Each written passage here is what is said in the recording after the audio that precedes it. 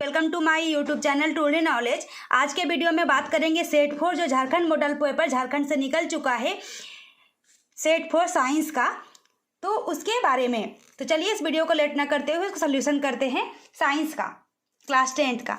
तो चलिए ये हमारा मॉडल पेपर है, देख लीजिए। सबसे पहला क्वेश्चन क्या है हमारा? सबसे पहला क्वेश्चन है निर्वात में प्रकाश की चाल क्या होती है। मतलब हवा में प्रकाश की चाल जो होती है कितनी होती है, ये सभी लोगों को पता है। 3 × 10⁸ मीटर पर सेकेंड, मतलब ए नंबर का आंसर जो होगा वो करेक्ट होगा। अगला क्वेश्चन है ध्रुव और वक्रता केंद्र को मिलाने वाली रेखा को डैश कहते हैं, मुख्य अक्ष कहते हैं। क्या कहते हैं? मुख्य अक्ष कहते हैं। अगला क्वेश्चन है प्रकाश तरंग उदाहरण है। प्रकाश तरंग जो उदाहरण है ये विद्युत चुंबकीय तरंग का बना होता है, इसी का उदाहरण है। अगला क्वेश्चन है एक इलेक्ट्रॉन पर कितना आवेश होता है। एक इलेक्ट्रॉन पर आवेश होता है 1.6 × 10⁻⁻19 कूलम। डी नंबर का ऑप्शन हो जाएगा। अगला क्वेश्चन है एलपीजी का मुख्य अवयव है। एलपीजी एक गैस होती है, लिक्विड पेट्रोलियम गैस, जिसका जो मिल के बना होता है नॉर्मल ब्यूटेन और आइसोब्यूटेन से। चलिए आगे बढ़ते हैं, मैं सारा सोल्यूशन करूंगी, चाहे एमसीक्यू रहे या आपका लॉन्ग क्वेश्चन रहे। चलिए आगे बात करते हैं। प्लास्टर ऑफ पेरिस का रासायनिक सूत्र होता है CaSO4 × 12H2O। ये नंबर का आंसर सही हो जाएगा। अगला क्वेश्चन है शल्य चिकित्सा में टूटी हुई हड्डी को प्रयुक्त होने वाला रासायनिक पदार्थ होता है। मतलब हड्डी को जोड़ने में जो किस चीज़ से यूज करते हैं, तो ये प्लास्टर ऑफ पेरिस जो सूत्र लिखा हुआ है इसी से हम लोग हड्डी को जोड़ते हैं, तो प्लास्टर ऑफ पेरिस ही हो जाएगा। अगला क्वेश्चन है अम्ल विलयन का पीएच मान कितना होता है।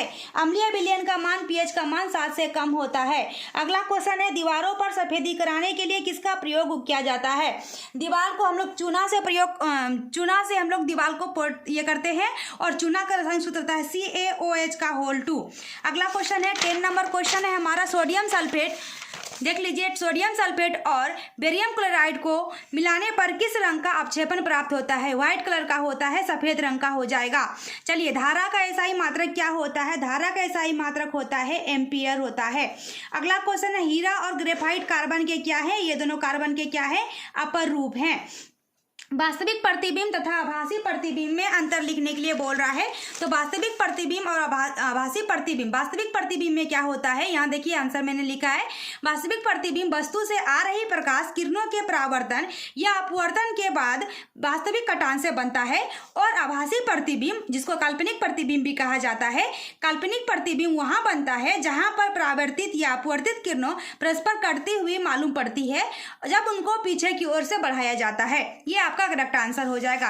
14 नंबर क्वेश्चन है उत्तल दर्पण के उपयोग को लिखें। तो उत्तल दर्पण का उपयोग क्या क्या हो सकता है। जो हम लोग बाइक चलाते हैं, जो हम लोग गाड़ी चलाते हैं, मतलब वाहन को पीछे से कोई आ रहा है देखने के काम में करते हैं, और टेलीस्कोप में भी काम आता है। चलिए अगला क्वेश्चन है हमारा 15 नंबर। सामान्य आंख के लिए स्पष्ट दृष्टि न्यूनतम दूरी क्या होती है तथा मानव नेत्र में किस प्रकार का लेंस का उपस्थित रहता है। सामान्य के लिए हमारा रहता है 25 सेंटीमीटर। कितना रहता है? 25 सेंटीमीटर। और हमारे आंख में उत्तल लेंस लगा रहता है। क्या होता है? हम मानव नेत्र में उत्तल लेंस उपस्थित रहता है, जिससे कि हम लोग आसपास की वस्तु आसानी से देख पाते हैं। चलिए अगला क्वेश्चन है 16 नंबर सूचक क्या है। और एक प्राकृतिक सूचक और एक गंधीय सूचक का नाम लिखें। सूचक जिससे हम लोग अम्ल क्षार लवण का पता लगाते हैं, वैसे पदार्थ जो हमें बताते हैं कि दिया गया पदार्थ अम्ल भस्म या क्षार के सूचक कहा जाता है। जो प्राकृतिक सूचक है हमारा सूचक जो है वो हल्दी है, क्योंकि हल्दी किसी चीज में डालते हैं क्या तो कलर हो जाता है। प्राकृतिक सूचक की बात करें तो वो हल्दी है। और गंधीय सूचक की बात करें तो हम लोग जो चीज में गंध आता है, जैसे कि लौंग का तेल, कटी हुई प्याज, प्याज में भी गंध आती है ना, तो प्याज गंधीय सूचक हो जाएगा। अगला क्वेश्चन है हमारा 17 नंबर। संतरा तथा टमाटर में कौन सा अम्ल पाया जाता है। संतरा में अम्ल पाया जाता है सिट्रिक अम्ल, और टमाटर में पाया जाता है साइट्रिक अम्ल। ठीक है ना। अगला क्वेश्चन है जिंक को आयरन सल्फेट के विलयन में डालने पे क्या होगा। इसकी रासायनिक अभिक्रिया लिखे। तो जिंक को हम लोग को आयरन सल्फेट में डालने से क्या होगा। तो Zn + FeSO4 आयरन सल्फेट हो गया, बन के आएगा ZnSO4 + Fe। यही हमारा प्राप्त होगा। उसी को मैंने डिटेल में लिख दिया। जिंक को आयरन सल्फेट के विलयन में डालने पर जिंक सल्फेट और आयरन प्राप्त होगा। यही ना आयरन प्राप्त हुआ है, ये हमारा जिंक सल्फेट है और आयरन प्राप्त होता है, तो वही हो जाएगा हमारा आंसर। अगला क्वेश्चन है 19 नंबर। जीवाश्म ईंधन क्या है। प्रमुख जीवाश्म ईंधन कौन कौन है तथा जीवाश्म ईंधन की क्या हानियां हैं। तो जीवाश्म ईंधन ये एक प्रकार का ईंधन है, मतलब ईंधन मतलब क्या, कोई चीज से जलना, ईंधन का मतलब यही होता है। तो बहुत पुराने साल पहले जो ईंधन का उपयोग होता था उसे ही जीवाश्म ईंधन कहते हैं। मतलब एक प्रकार का कई वर्षों से पहले बना प्राकृतिक ईंधन है। यह जीवों के जल पर उच्च दाब और ताप में दबने से हुई है जीवाश्म ईंधन। और इसका क्या उदाहरण हो गया, पेट्रोल, डीजल, घासलेट इत्यादि के रूप में होता है। और इसका हानि क्या है, हानि यही है कि ये अनवीकरणीय स्रोत है। अनवीकरणीय का मतलब क्या, जो जिसकी मात्रा सीमित है, जो कभी खत्म हो जाएगा हमेशा के लिए नहीं है, जो खत्म हो सकता है, इसकी मात्रा सीमित है। और ग्रीन हाउस प्रभाव से वातावरण में इसकी क्या हो जाती है, तापमान में वृद्धि हो जाती है। चलिए 20 नंबर क्वेश्चन क्या कहता है, एक विद्युत परिपथ का आरेख खींचें। कोई सा भी, ये नहीं कि मैंने जो बनाया वही सही है, कोई सा भी विद्युत परिपथ का आरेख खींच सकते हैं आप। तथा श्रेणी क्रम में संयोजित करने के लिए स्थान पर विद्युत युक्तियों का पार्श्व क्रम में बैटरी से संयोजित करने से क्या लाभ है। मतलब श्रेणी क्रम और पार्श्व क्रम तो आपने पढ़ा होगा।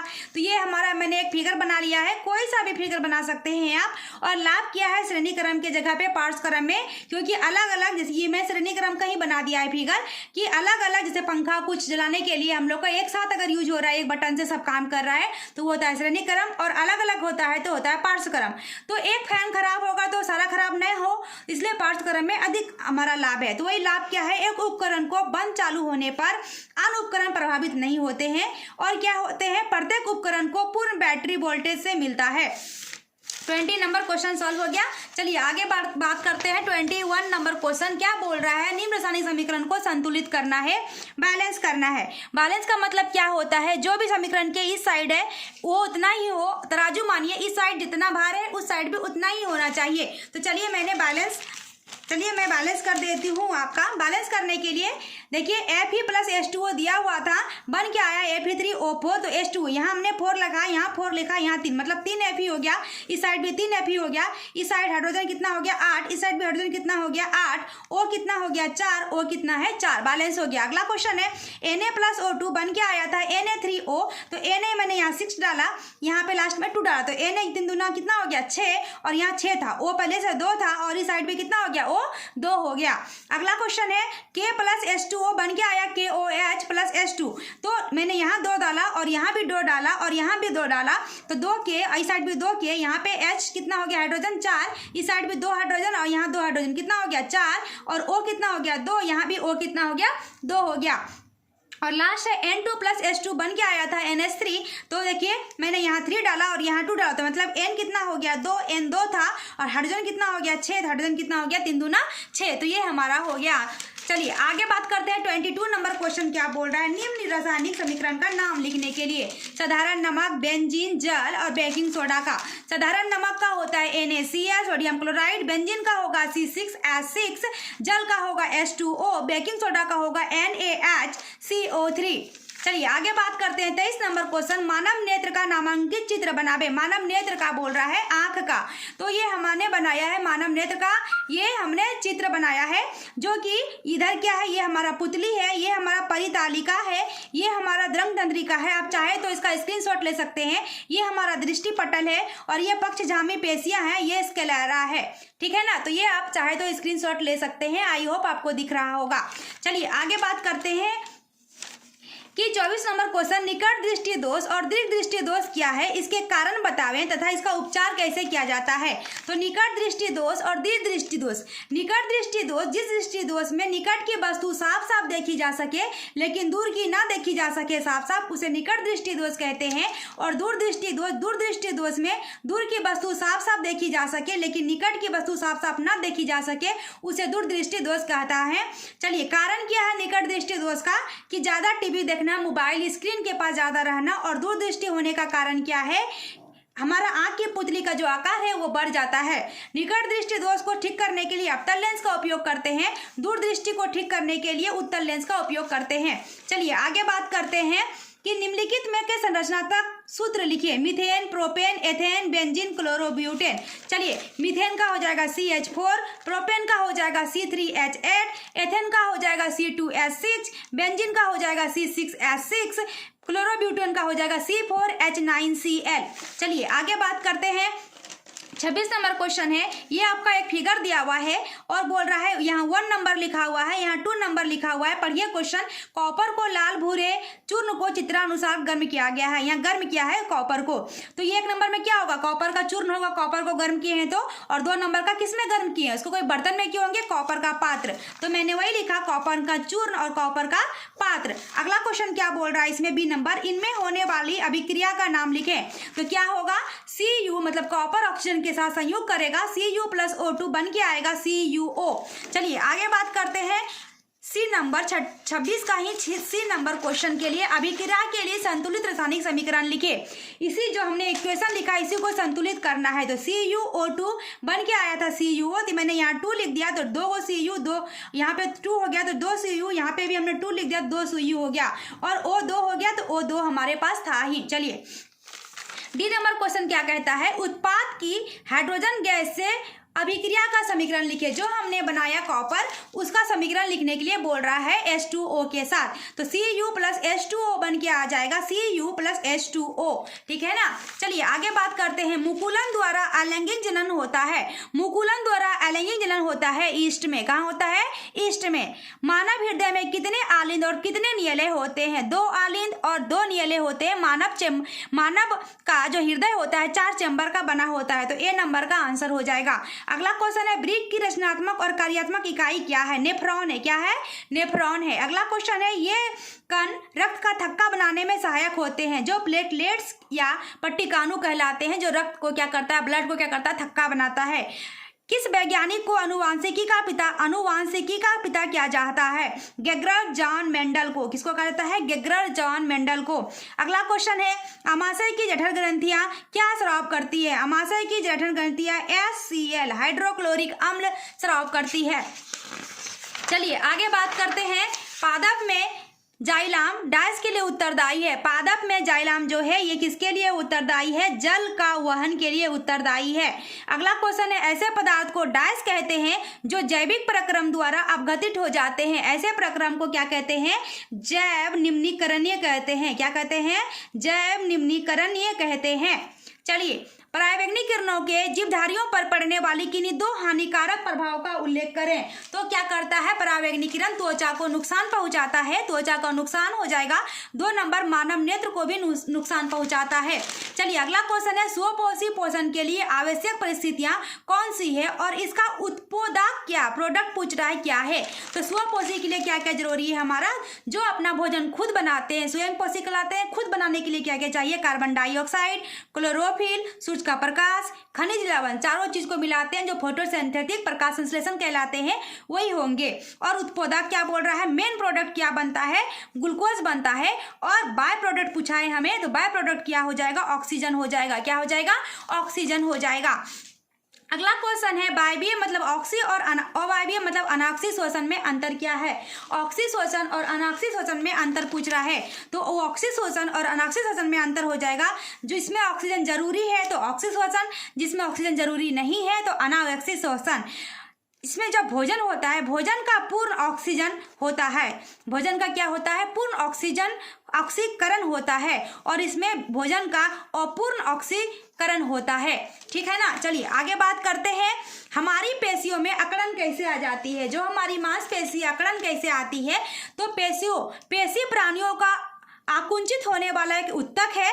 इनमें आकुंचित होने वाले सूत्र होते हैं जो कोशिका का आकार बदल देते हैं, और आकार बदलने के बाद समस्त अंगों के में गति उत्पन्न होने लगती है। गति उत्पन्न होगी तो हमें अकड़न तो होगी ही, तो अकड़न होने लगती है। चलिए इसी का अथवा वाला क्वेश्चन है हमारा, क्या अथवा पूछा, हमारी पेशियों में वायवीय और अवयव का अथवा वाला क्वेश्चन था। अगला क्वेश्चन है 38 नंबर का हमारा है, अथवा में रक्त क्या है, रक्त के कार्य लिखने के लिए बोल रहा है। रक्त क्या है, खून क्या है। रक्त क्या है, हमारे शरीर पदार्थों के परिवहन कार्य को करने के लिए लाल रंग का द्रव पाया जाता है, उसे रुधिर या रक्त कहते हैं। यह एक प्रकार का जीवित ऊतक है, यह प्लाज्मा और रक्त कणों से मिलकर बनता है, वो रक्त कहलाता है। चलिए आगे बात करते हैं, क्वेश्चन क्या बोल रहा है, जनन क्या है। 39 नंबर क्वेश्चन, अलैंगिक तथा लैंगिक जनन में अंतर लिखें तथा एकल जीव में प्रजनन की विभिन्न विधियों का नाम लिखें। एकल जीव का तो जनन क्या है, जो अपने ही जैसे बच्चे पैदा करते हैं। जब जनन द्वारा कोई भी जीव अपने ही जैसे जीव को जन्म देते हैं वो जनन कहलाते हैं। जो लैंगिक और अलैंगिक जलन में अंतर पूछा था, लैंगिक जलन में क्या होता है, निषेचन क्रिया के बाद जीव बनना आरंभ करता है और अलैंगिक जीव में निषेचन क्रिया नहीं होती है। और एकल जो पूछा था ना, एकल जीवों में प्रजनन की विधि का नाम वही हो गया। दो प्रकार से होते हैं, लैंगिक जनन और अलैंगिक जनन। और इसी का अथवा वाला और लास्ट क्वेश्चन है हमारा, ये हमारा फिगर दिया हुआ है और इसमें पूछता है चित्र क्या दर्शाता है, ये फिगर क्या दर्शाता है। तो फिगर क्या है, द्विलिंगी विखंडन दर्शाता है, बायसेक्सुअल फिक्शन दर्शाता है। और अगला क्वेश्चन है इसका, ए नंबर हो गया। बी नंबर क्वेश्चन क्या बोल रहा है इसका, बी नंबर क्वेश्चन है चित्र में प्रदर्शित घटना का विवरण करें। ये घटना जो चित्र है आपने देखा, तो क्या करता है, जीवाणु आमतौर से अलैंगिक विधि से प्रजनित होते हैं, इसमें युग विभाजन होते हैं, सभी कोशिका आनुवांशिकता की दृष्टि से समान होती है। और इसी का सी नंबर ये और लास्ट क्वेश्चन है, पुनरुत्पादन भवन का क्या अर्थ है, मतलब रीजनरेशन का क्या अर्थ है। रीजनरेशन का अर्थ होता है यदि कोई सरल प्राणी को कोई टुकड़ा में काट दिया जाए तो वो नए नए जीव बन के जिंदा ही रह जाते हैं, जीव बन जाते हैं, मरते नहीं हैं, उसे ही पुनरुत्पादन मतलब क्या कहते हैं, रीजनरेशन कहते हैं। अगर हमारी ये वीडियो आपको अच्छी लगी हो, लाइक सब्सक्राइब और शेयर जरूर करें। Thank you.